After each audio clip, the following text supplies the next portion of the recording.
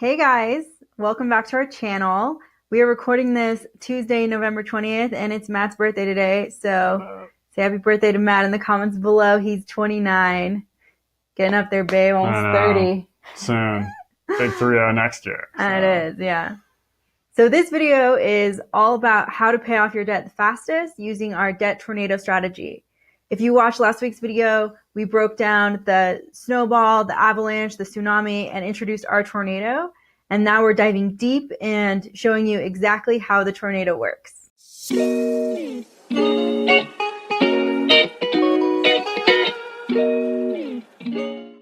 you're here because you want to learn how to pay off your debt the fastest. So we did it in this PowerPoint presentation because it was a little bit easier. It's more visual than just us sitting there and talking, and you can still see us in the corner over there chatting with you.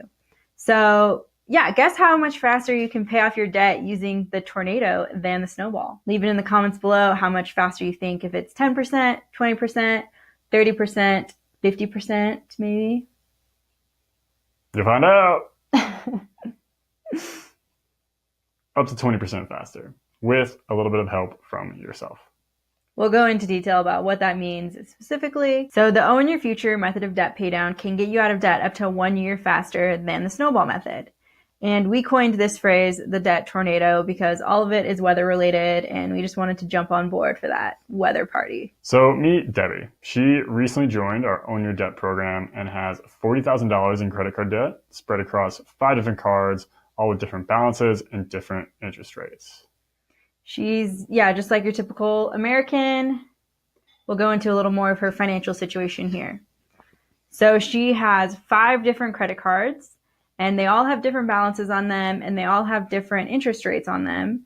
And the total amount of credit card debt she has is about $40,000, as we said previously, and her average interest rate is about 21%, which is fairly typical. 27% is high for like your travel rewards credit card. 12% is on the lower end, like connected to your bank account normally or something like that.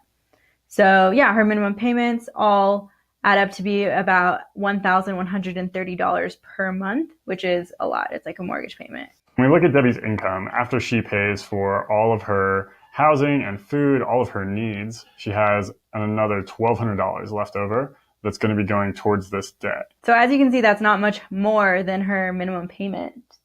Really? Definitely. And a lot of people are in that situation where they're really just like pressed to the limit as far as what their creditors demand of them for payments and what they can make.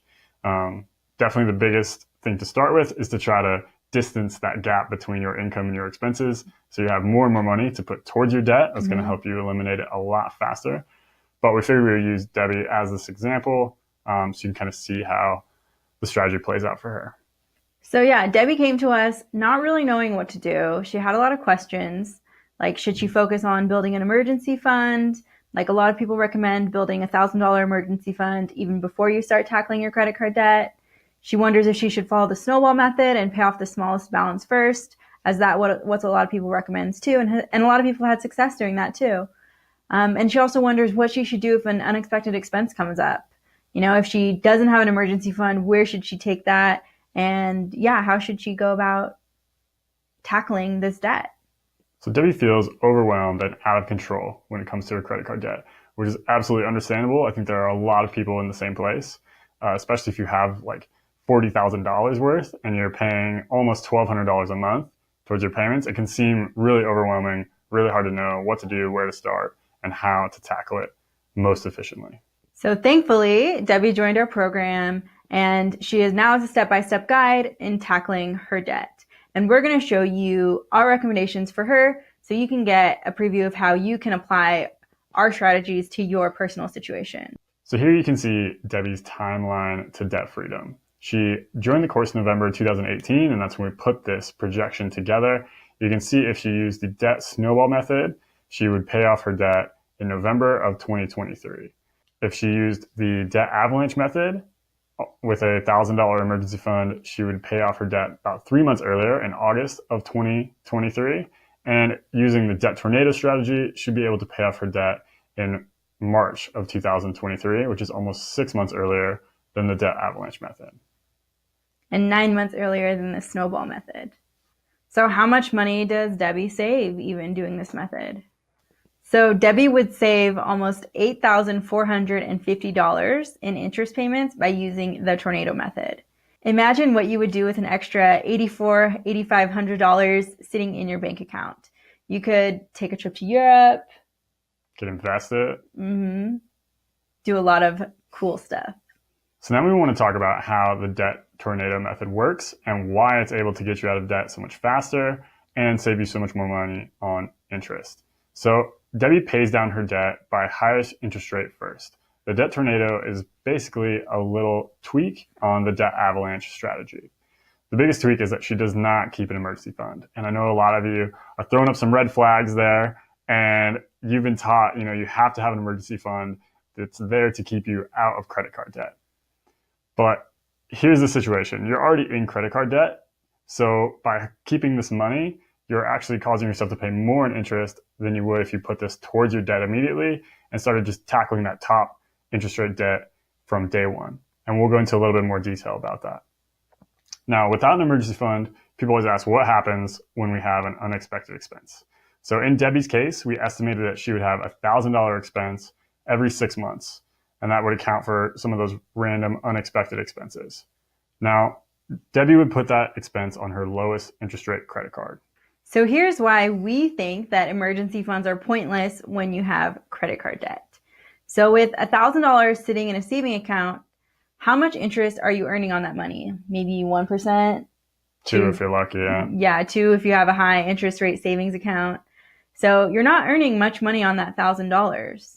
But yet your credit card balance is racking up interest at over 20%. So if you put that $1,000 to work, you'll be making more money in the long run.